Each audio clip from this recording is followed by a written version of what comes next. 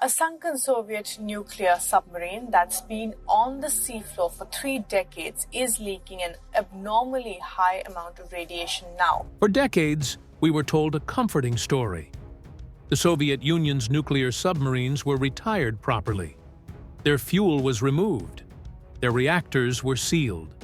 The Cold War ended, and whatever danger once lurked beneath the oceans was supposedly gone. That story sounded comforting, but it isn't holding up anymore. When specialists recently examined a quiet bay near Vladivostok, they didn't find harmless scrap metal slowly rusting away. They found something far more disturbing. Nuclear reactors still locked inside submarine hulls, spent fuel that had never been removed, and radiation seeping into places no one had bothered to monitor for decades. Which leads to a frightening thought. If this much was ignored, what else was left behind? To understand how this situation even exists, we need to go back to what happened after the Cold War ended, and what the Soviet Union never truly cleaned up. The submarines left behind. For a long time, the bay near Vladivostok didn't look unusual. Cargo ships passed through. Small boats crossed the water. Along the shoreline, a row of old submarines sat quietly, tied down and unmoving, like forgotten relics of another era. They didn't arrive all at once. One by one, over many years, these submarines were towed in after their service ended. Their crews left. Their missions were over. Official documents labeled them as retired and secure, and the public assumed that whatever danger they once carried had already been dealt with. But retired didn't mean safe. As the years passed, decay became obvious. Paint peeled away. Rust spread across the steel. Water seeped through cracks that slowly widened. Some submarines settled lower in the water.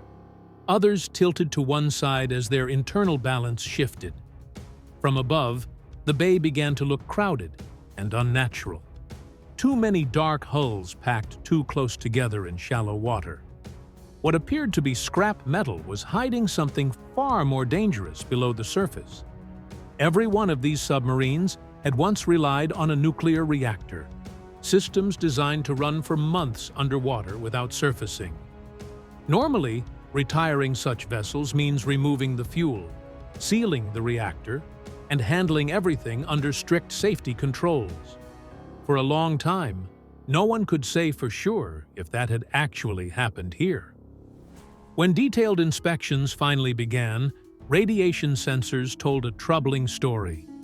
Some areas showed readings that simply didn't match what should exist around empty, defueled submarines.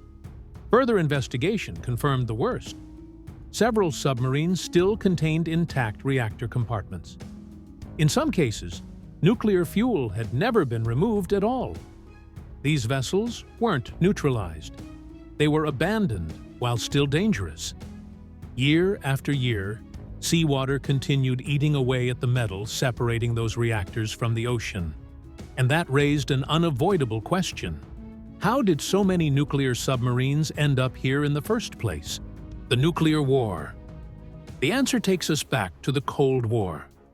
After World War II, power was no longer measured only by armies or bombs. It was measured by reach, secrecy, and fear. Nuclear weapons became the ultimate threat, and submarines became the perfect delivery system, hidden, mobile, and nearly impossible to track. The Soviet Union moved fast. Shipyards ran non-stop. New submarine designs were rushed into service. The goal was simple: build more, make them quieter, and make them deadly. By the late 1980s, the Soviet Navy operated hundreds of nuclear submarines. Some carried nuclear missiles, others hunted enemy subs. Many were used for testing, training, or classified missions. Among them were the Typhoon-class submarines, the largest ever built. Each one was longer than a football field and capable of carrying enough nuclear firepower to wipe out entire cities. This fleet wasn't built for peace.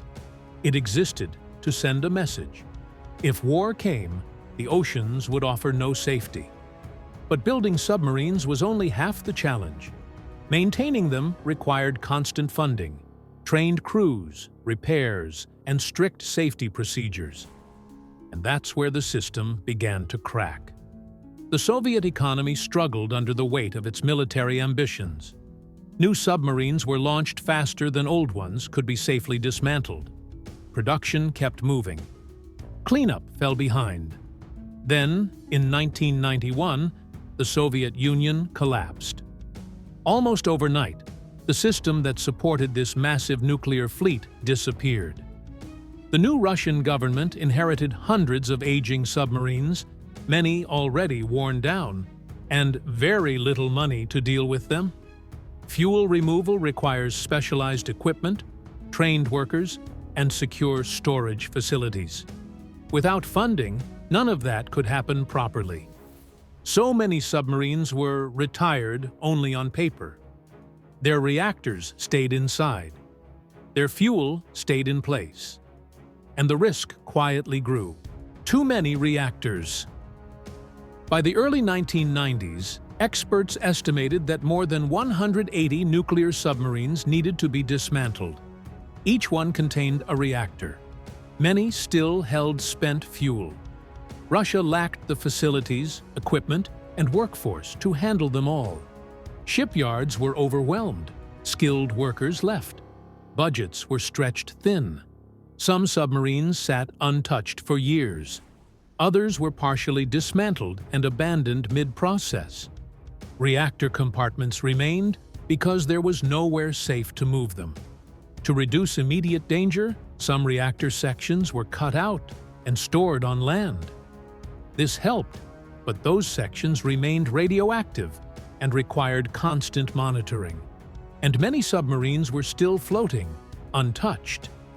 Then, inspectors made another disturbing discovery. The hidden fuel. Detailed inspections confirmed that some submarines still contained spent nuclear fuel inside their reactors. For years, officials had assumed everything had been defueled. That assumption shaped safety planning. It was wrong. Spent fuel remains radioactive for decades. If water reaches damaged fuel rods, radioactive material can escape into the environment.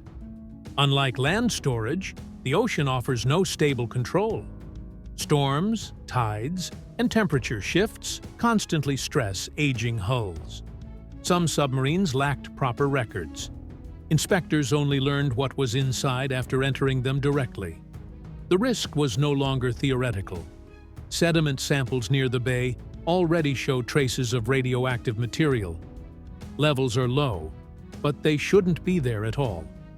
For now, the bay is monitored, not secured. What was once a symbol of unstoppable power beneath the sea has become a long-term environmental threat above it. These submarines were built for war. Their legacy is a warning.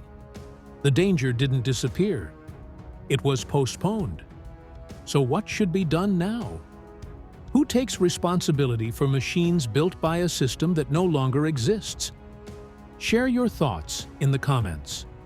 If you found this story compelling, give the video a like and subscribe. More real-world stories like this are coming soon. Until next time, take care.